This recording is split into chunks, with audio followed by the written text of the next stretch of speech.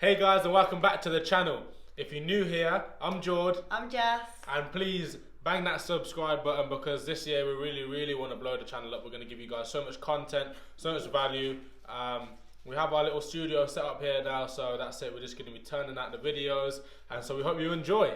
So today we're going to give you some tips, and basically the video is going to be about how to approach landlords and estate agents. So get your notebooks out, start taking some notes, and we'll start. Boom! Right guys, so today's video is all about how to approach landlords and agents. So we're going to give you 6 fundamental tips on how to do that. They're going to kind of vary, but the main fundamentals in the tips between landlords and agents are going to be the same. So number 1 is going to be confidence. You need to believe in yourself, believe in your business. Number 2 is conviction. You need to have absolute conviction in your sales process, in yourself, in your system. And the third thing is it's a numbers game. So we're just going to have to really put a lot of effort in here. Yeah, so carrying on, number 4 is going to be to build relationships. Number 5 will always be to follow up. And number 6 will always be to make a proposal. So that's very important as well.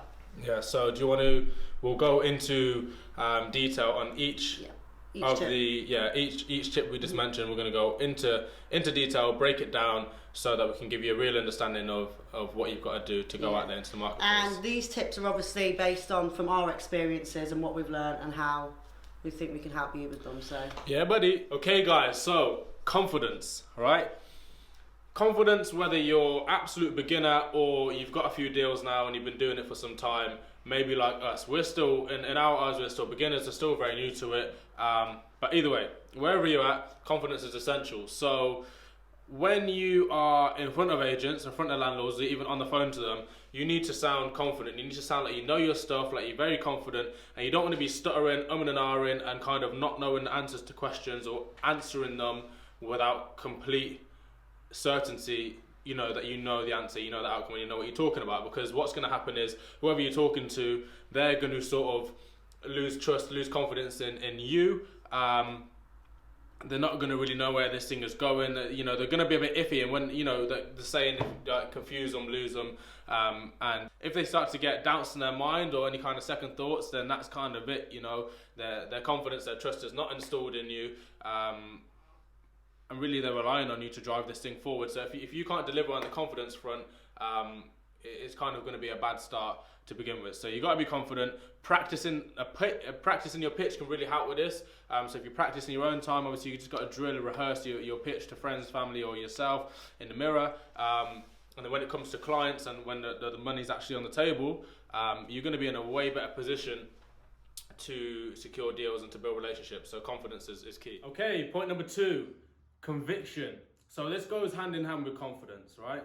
Conviction. You have to have absolute conviction in your business model and just your entire process from start to finish. You need to be 100% sold on your service or on your product, basically, is what I'm saying.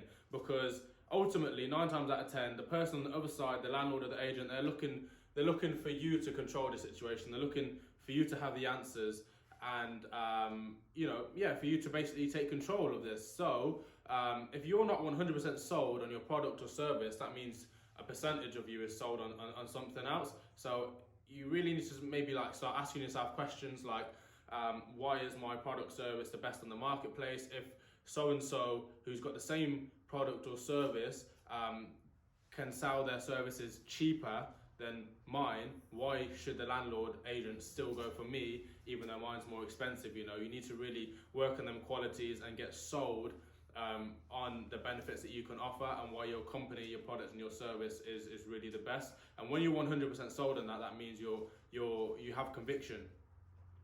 You have 100% conviction in yourself, in your business and the business model, and it will be an absolute disservice for you to not go out and serve the client, not go out and serve the customer, and for them to go away and either not get the property let or go with someone else who's not going to do as great a job and be as passionate and hardworking as you. So that's what we mean by have complete conviction. Okay, and we're back with point number 3. So number 3 is a big one, and it's kind of obvious, but it's not as obvious as it should be really, because it's one of those things we all kind of know it, but not a lot of people are really exercising the way that they should, knowing this step number 3. So step number 3 is numbers game. Of course, it's all a massive numbers game, and what we mean by that is you just need to be picking up the phone, making as many phone calls as possible, getting in front of as many people as possible, whether it's landlords, agents, investors, clients, building relationships with all sorts of people. It's a numbers game. So not everyone's going to say yes, and we know that there's maybe a formula to it, but not necessarily a formula to it. But you just have to get a certain amount of no's before the yes comes. That's just the way it is. It's not always going to be a yes, but we have to get ourselves out there, get ourselves in front of as many people as we possibly can, and the more no's we get, the more yeses we'll get effectively. So yeah, I mean, if you could just fill a space with phone calls, and you can have one phone call every few minutes, you're gonna get so many phone calls in that short space of time, and just pick up the phone and ring, and don't think about what to say in the next phone call or what might happen that's negative. Just pick up the phone and dial and just go for it, and by the time you've done a few phone calls, you'll be fully into the mix of just going for it. And then if you can just keep that attitude with face-to-face meetings, like I said, not just clients, it can be building relationships with other people that are ahead of you in doing similar strategies or in the same industry, and learning from them, and just whatever you're doing in order to progress yourself personally and your business. It's a numbers game, guys, so you just have to go for it. So I'm going to deliver the next 3 tips. So tip number 4 would be to build relationships. This is very important. So it is important to be likable. A lot of people tell me and Jordan that we're very likable people. I think it's because we come across as very bubbly and we just have a very strong personality. So it's the same for landlords and estate agents to build relationships. Obviously with estate agents, you need to go on loads of viewings, keep in contact with them via email or phone. With landlords, it's the same, obviously sending letters, or any landlords that you currently have, at Christmas time or things like that, or any sort of holiday, send them a card, keep up to date with them, just build that strong relationship there. And because you never know, with estate agents, you build relationships, they give you more deals. Me and Jordan work closely with an estate agent, and they've bought us numerous deals. And obviously we work very closely with different landlords, and we have got more properties off landlords because they obviously have large portfolios, some of them do. So that's tip number 4 for you. Tip number 5 would be to always give a proposal. So it's important to always give a proposal, because you never know if you're the only one giving a proposal on that certain property. So the way you structure a proposal, there's many different ways to it, but obviously by email is the best. List it out, everything, make it very clear what you're proposing, what you want the landlord to do, what you're going to do, as sometimes people can get a bit confused, so make sure you're very clear doing that. And also, if you do think that the offer you're putting in is too low and you think, the landlord won't accept it, there's no point to give a proposal, don't think like that, because that's just negative and you're going to lose the deal before you even got it. Lake's having a little cry. So as I was saying, even if the offer is, you think it's too low, always put the offer in, even if it's too low. Start that negotiation process and see where it gets you. If the landlord says it's too low and hits you back with, it's too low, or, I don't want to accept it, or the estate agent knocks you down, just relook at the offer, see if there's any things you can tweak, or if the landlord does something to his property, you can then offer more. There's always a way around it, so always make sure you put the proposal in. Hi, so just had to go and get Lake. She started crying, but we'll introduce her to the channel, won't we? So this is Lake. She's 2 months old. She currently has the hiccups, which is why she looks a bit sad. Are you going to say hi to everyone? Hello.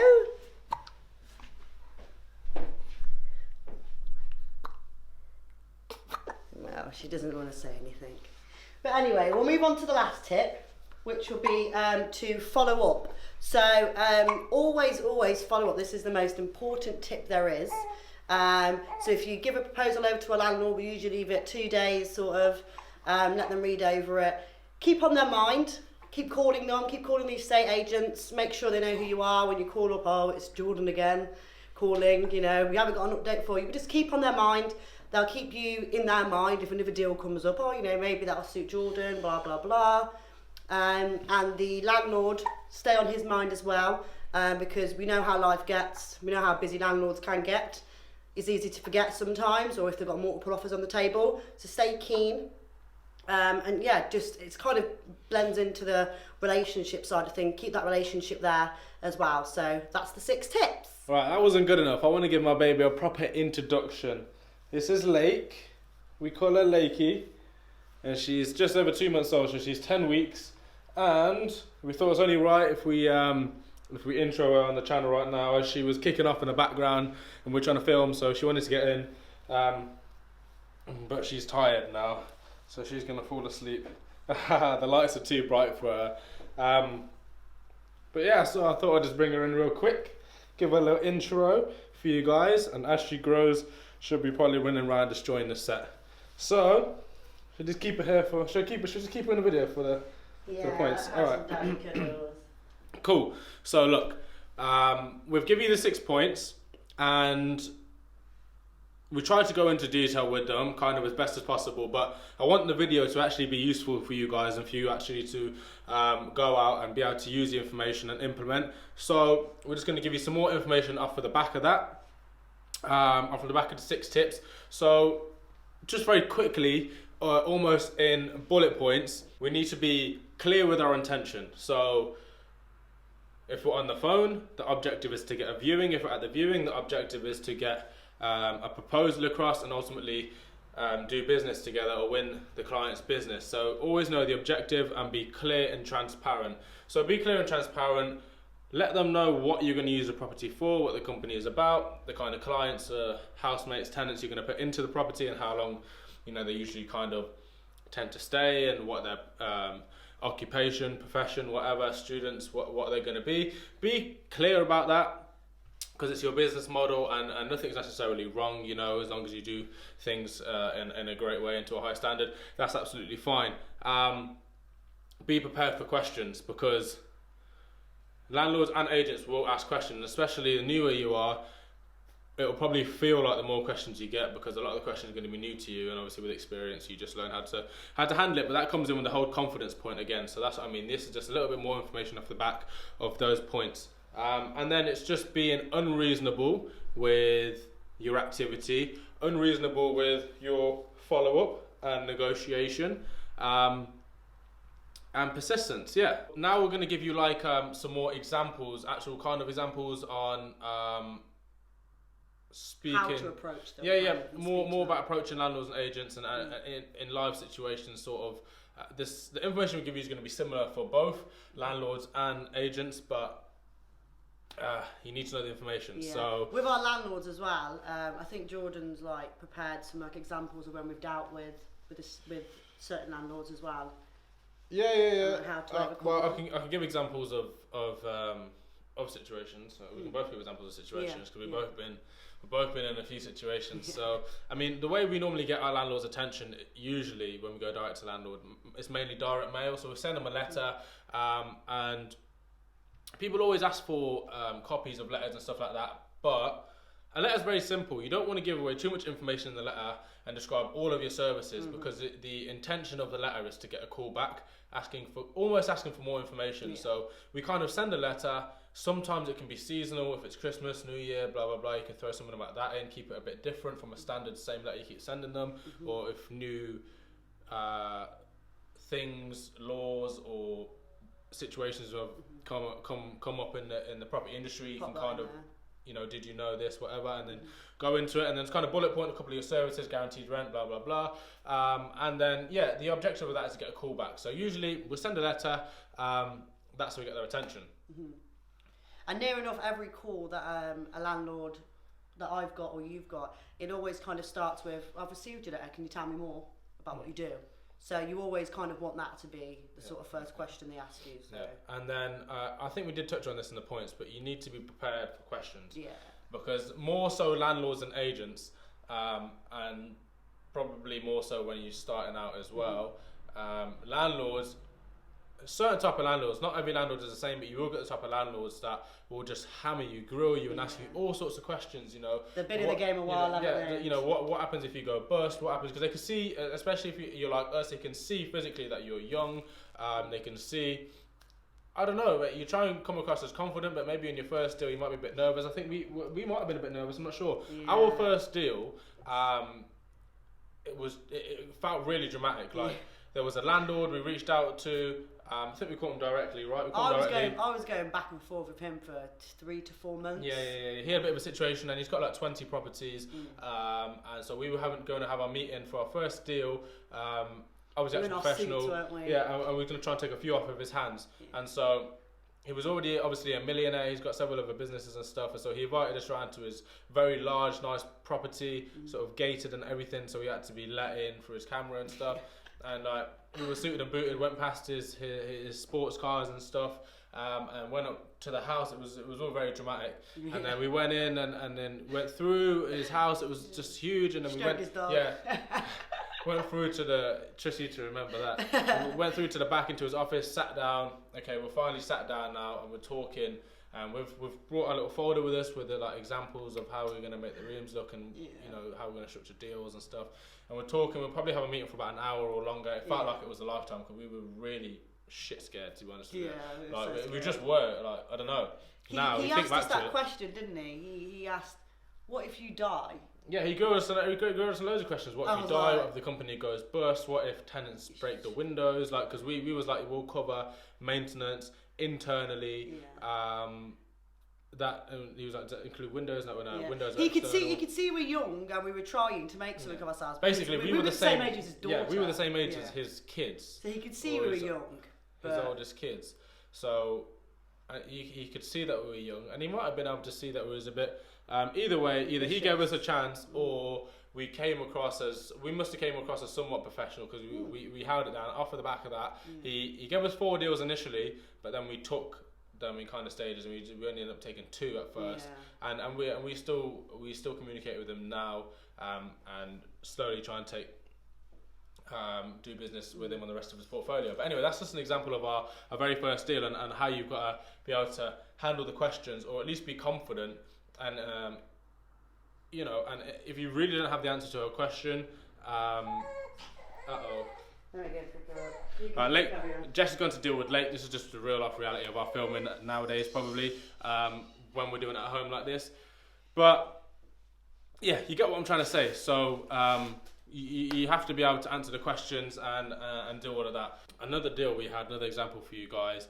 Once we already had a few deals, there was a landlord that we went to see a few times and see the property. We was negotiating back and forth for ages, and the property needed some work, and we were very close but couldn't come to an agreement. And then we were following up relentlessly, like we always say, and then it got to a point where we kind of left it for maybe a month or 2 months, which is really long. And then all of a sudden he started calling back up again and saying, you know, he wanted to come round again, and he's done what we asked, because we gave him the choice of like, we'll do the work, obviously it's going to impact the figures, or alternatively, he can do the work and we can offer him even more. And so he come back to, like, I've done this and this, I want you to come and have a look, blah, blah, blah, and he come back. So that's what we mean about being persistent, following up, and staying at the front of their mind, because ultimately they still need your services. They have a problem that needs solving. So I thought I'd just give you that example. Okay, so I'm just going to go through some typical landlord rejections that we've had and you may have, just so you're prepared for them. So I'm going to give you 3. So 3 of the main ones that we've received as well is, I can get more. So that's if you give them a proposal, it's too low, that's what they're generally going to come back with, because the landlord wants the most he can for his property, of course, he or she, sorry. And the next one would be that they don't need maintenance, they've got their own cover. You know, so me and Jordan, our company offer maintenance a certain amount, depends on the offer. Sometimes they say they've got British gas cover and that sort of stuff in place. Yeah, or they don't need maintenance, so can you up your offer, etc. So that can be one as well. And the other one would be a bit of uncertainty about your company. They've never worked with a company like yours before, so obviously that's when it's going to come in that you need to prove to them that you're the person for the job. And especially if you are new, there's not a great lot you can do, and they will probably research your company and see that it was like established a couple of months ago. Or, what me and Jordan tend to do now is obviously because we've got a lot of landlords behind our back, quite a few of them.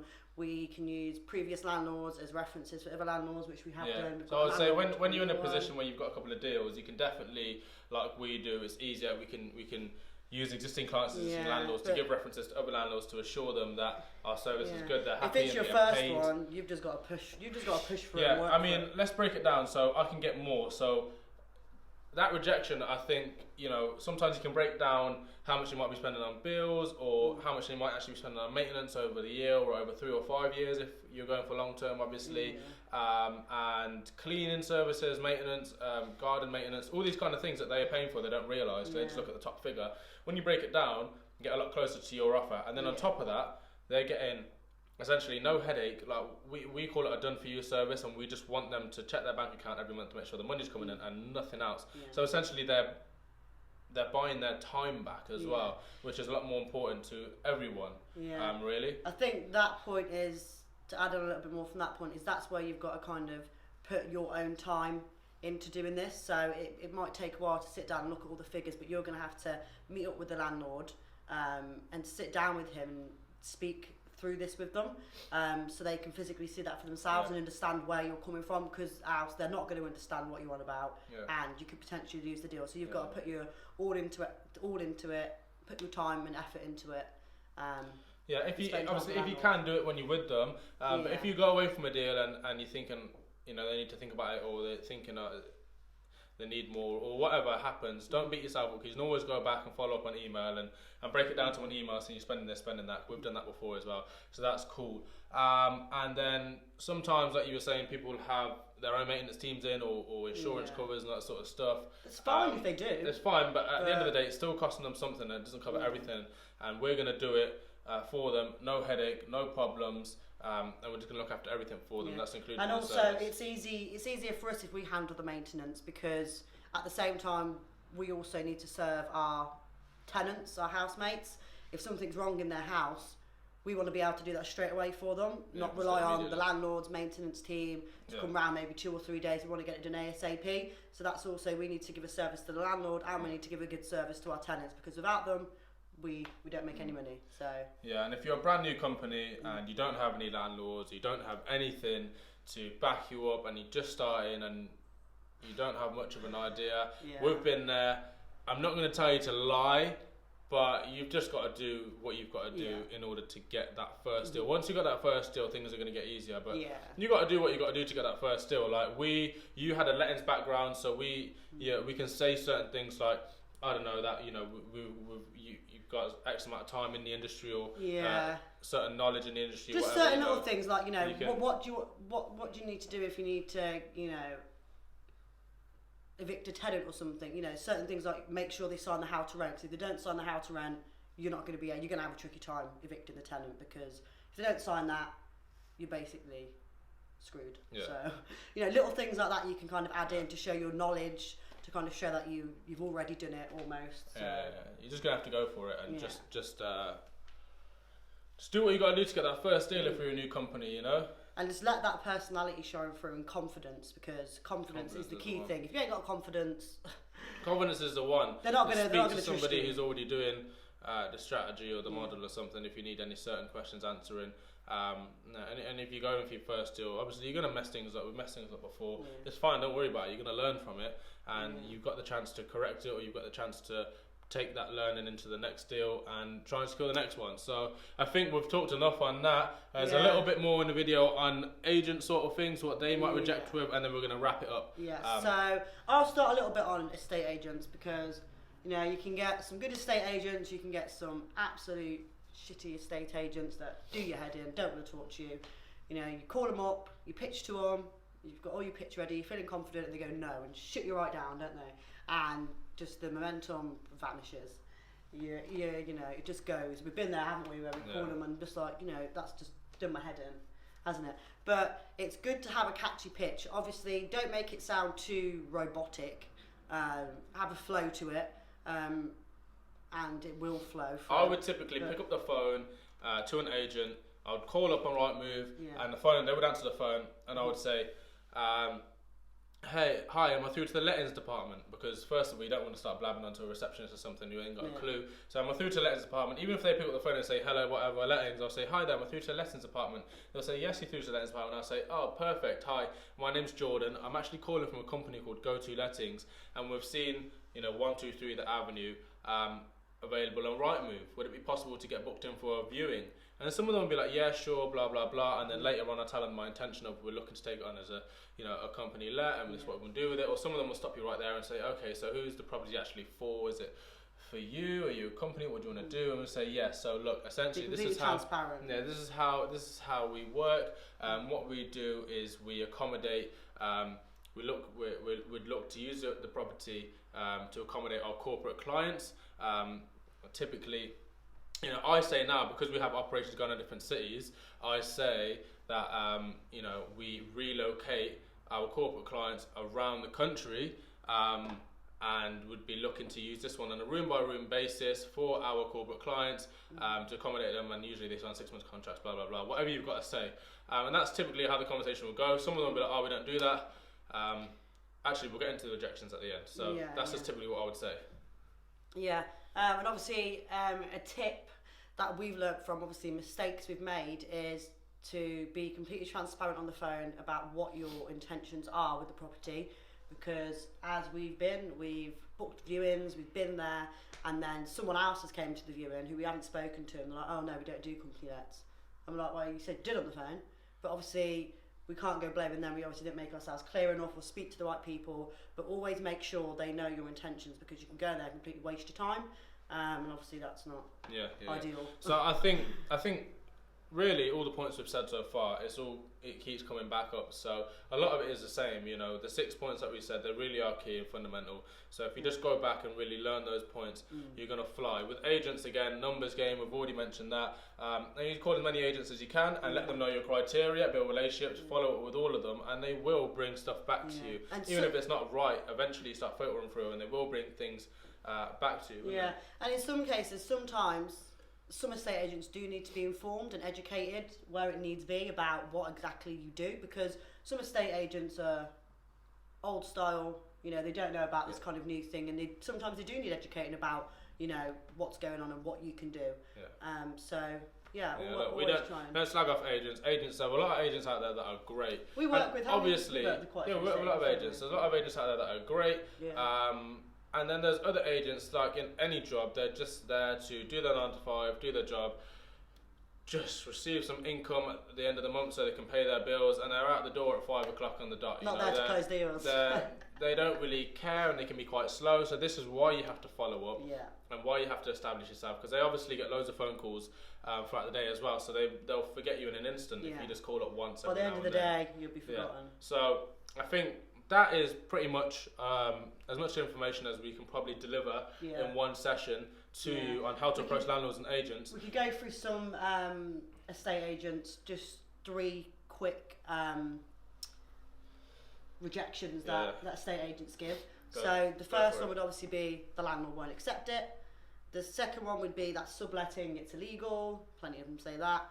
And the other one, it isn't really a rejection, but some of them are slow and they don't care.